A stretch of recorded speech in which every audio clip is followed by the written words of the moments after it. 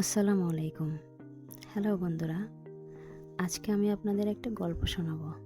একজন রাখালের গল্প। একটি গ্রামে এক তরুণ রাখাল ছাগল চড়াতো। তার জীবন ছিল খুবই সাধারণ। তার মা বাবা ছিল না, কোনো রকমই দিনাতিপাত করত, কিন্তু সে নিয়মিত 5 ওয়াক্ত সালাত আদায় করত এবং সবসময় আল্লাহর কাছে দোয়া করত, হে আল্লাহ, আমাকে এমনভাবে বড় করুন যেন আমি মানুষদের উপকার করতে পারি এবং আমার জীবন অর্থপূর্ণ হয়।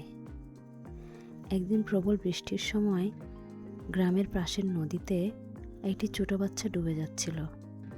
তরুণটি কোনো কিছু চিন্তা না করে সাথে সাথে নদীতে ঝাঁপ দেয় এবং শিশুটিকে উদ্ধার করে। ঘটনাটি পুরো গ্রামে ছড়িয়ে পড়ে। সেই শিশুটির পরিবার ছিল খুবই ধনী। কৃতজ্ঞতা স্বরূপ তাকে শহরে পড়াশোনার সুযোগ করে দেয়। সালাত এবং দোয়াকে জীবনের অংশ বানিয়ে প্রবল চেষ্টায় সে সাধারণ রাখাল থেকে একসময় একজন বড় চিকিৎসক হয়ে ওঠে। সে তার গ্রামের গরিব মানুষদের বিনামূল্যে চিকিৎসা দিত।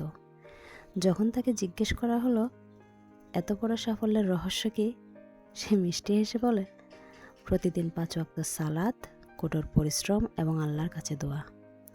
এটাই আমার জীবনের সবচেয়ে বড় শক্তি।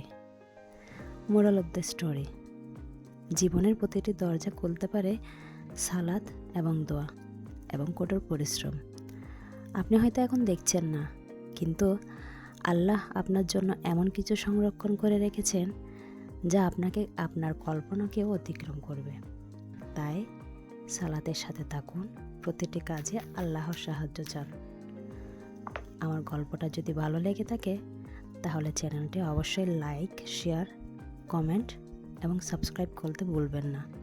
আল্লাহ হাফেজ।